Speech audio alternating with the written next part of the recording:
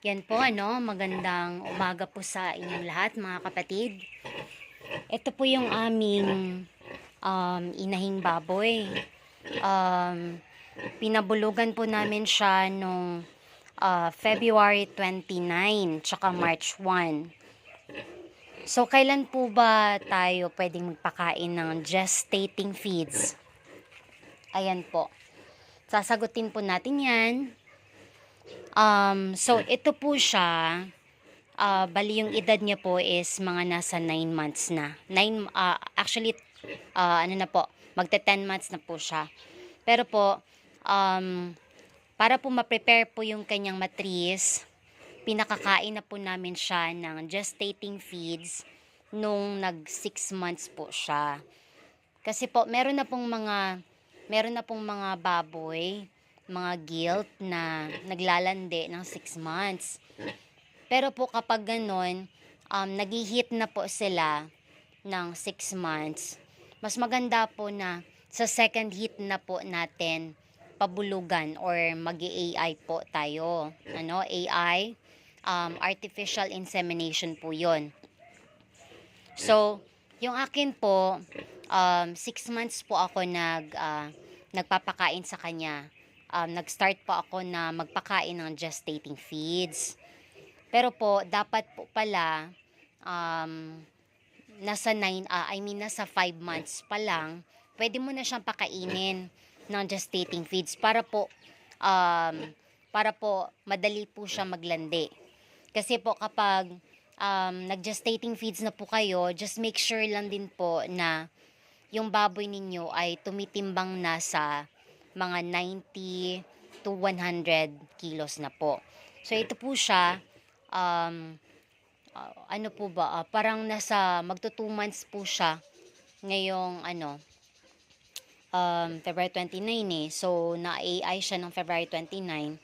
So March 29, 1 month na po siya. So magto 2 months pa lang po siya, pero sa tingin ko po nasa 170 kilos na po siya. Kasi po buntis na po siya eh. So, ngayon po, nagpapakain po ako sa kanya ng gestating feeds.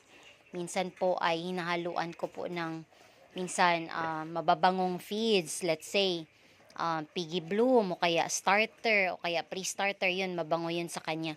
Para lang po talagang gumana yung pagkain niya.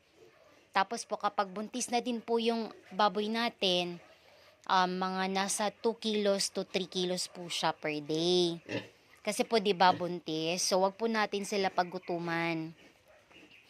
At kapag po ayan, mainit po yung panahon, kailangan po natin sila paliguan. Hahawakan po natin sila kung mainit po ba sila, yung katawan nila. Tingnan po natin kung nasa tamang nasa tamang temperatura po yung mga katawan nila. Yan po. So ito naman po, ito po yung second baboy po namin. 3 months pa lang po ito siya, pero malaki po. May may pagkahalong duro. So, ayan po, maganda din po yung niya, kanyang mga suso. 14 din po yan, kagaya din po dun sa isa namin, yung una. Ayan po.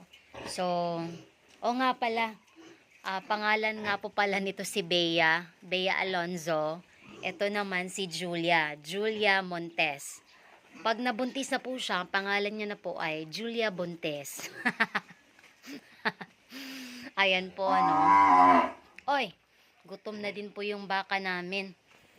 Tapos dito naman po sa pangatlong kulungan, meron po akong mga 3 biik. Ayan po, pa lang po siya. Bagong lutas pa lang po siya. So nabili ko po siya kahapon. Maliit po siya, maliit. Sobrang liit niya, pero syempre po kaibigan po namin yung nagbebenta, binili na lang din po namin. Tsaka alam din po namin na yung inahin na yon, marami pong mag-anak. Yung anak niya yata parang nasa 14 eh. So ayan po, kinuha po namin, binili po namin yung 3. Tsaka maganda din po yung nila, kanilang mga dede. So kailangan 14 pataas, yun yung kinukuha namin. Yan po. Sana po ay may natutunan po kayo sa video na ito. Salamat po. Click, share, like din po, and subscribe. Thank you po. Bye-bye.